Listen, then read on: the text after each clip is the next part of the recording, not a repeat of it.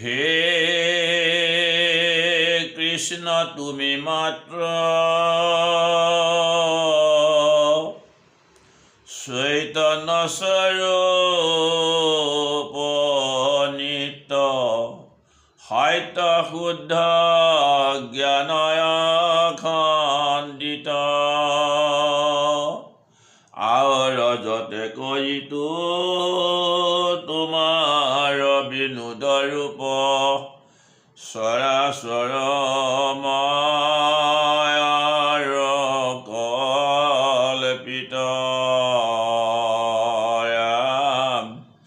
চৰাচৰ মায়াৰ কল্পিত। আমি সকলোৱে আজি চৰ্চিত যে আমি সকলোৱে যজ্ঞ অনুষ্ঠান কৰিছোঁ, আৰু যজ্ঞ বুলি ক'লে আমি এই ঘিউ ঢালি আমখৰিত যে আহুতি দিওঁ তাকেই যজ্ঞ বুলি কোৱা হৈছে। কিন্তু এই ভগৱন্তৰ হকে আমি যি কৰ্ম কৰোঁ সেই সমস্তই যে যজ্ঞ, সেই কথা আমি কিয় চিন্তা কৰা নাই? আমি সেই কথা মানি ল'বই লাগিব।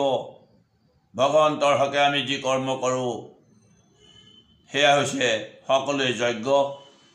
আৰু ভগৱন্তৰ 24 অৱতাৰৰ ভিতৰত তেওঁ এক অৱতাৰ গ্ৰহণ কৰিছিল যাৰ নাম আছিল যজ্ঞ। আকুতি আৰু ঋষি প্ৰজাপতিক তেওঁ পিতৃ আৰু মাতৃত্ব স্বীকাৰ কৰি যজ্ঞ ৰূপে ভগৱন্তই অৱতাৰ গ্ৰহণ কৰিছিল,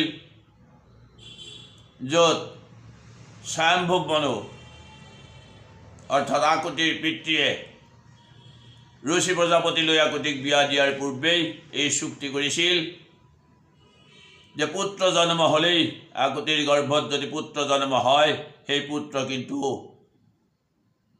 তেওঁৰ হাতত অৰ্পণ কৰিব লাগিব।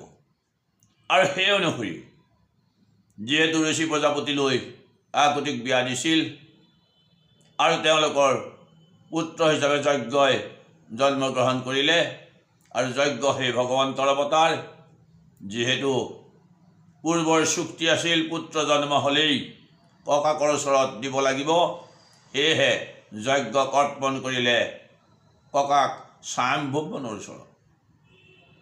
সেয়া হৈছে যজ্ঞৰ অৱতাৰ। আমি কিয় যজ্ঞ কৰিব লাগে? যিহেতু বতাহ, পোহৰ, পানী বা খাদ্যবস্তুবিলাক যোগান ধৰাৰ দায়িত্ব সকলো বেলেগ বেলেগ দেৱতাৰ ওপৰত আছে।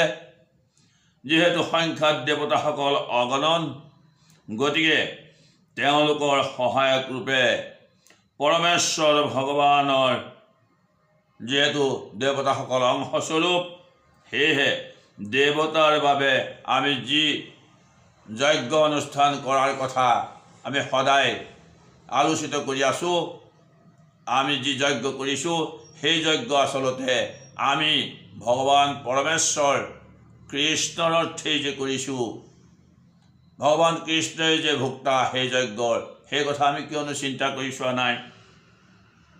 গতিকে আমি যজ্ঞ কৰিলে কি হয়? যজ্ঞ যেতিয়া কৰোঁ, ভগৱন্তৰ উদ্দেশ্যে যি কৰ্মই কৰোঁ, সেই যে সকলো যজ্ঞ, আমি তাক মানি ল'ব পাৰিব লাগিব। যজ্ঞ কৰিলে আমাৰ খাদ্য বস্তু সমস্ত বিশুদ্ধ হ'ব, আৰু বিশুদ্ধ বস্তু যেতিয়া আমি গ্ৰহণ কৰিম তেতিয়া আমাৰ জীৱন ধাৰণৰ মাত্ৰাও আমাৰ বিশুদ্ধ হ'ব।